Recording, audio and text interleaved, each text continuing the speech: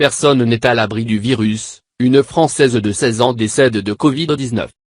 Le cas de Julia, 16 ans, a choqué toute la France. Quelques jours après une toux inoffensive, la jeune fille est devenue la plus jeune victime de Covid-19 dans le pays. Les jeunes meurent également au Royaume-Uni. S'agit-il de cas isolés et qu'en dit la science? Tout a commencé par une toux inoffensive.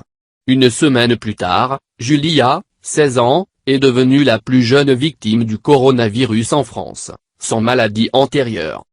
À Paris, la jeune fille est décédée jeudi après un léger essoufflement développé à partir de la toux du week-end. Lundi, sa mère l'a conduite chez le médecin de famille, qui a alerté une ambulance après un examen.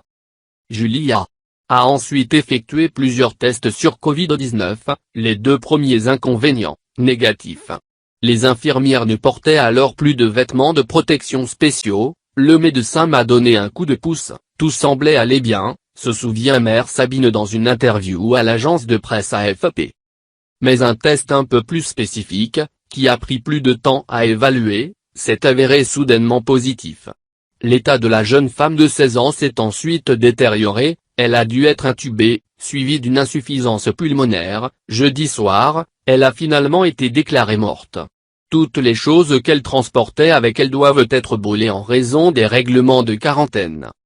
Julia a été victime d'une évolution sévère et extrêmement rare du coronavirus chez les jeunes, explique jeudi soir le professeur Jérôme Salomon du ministère français de la Santé.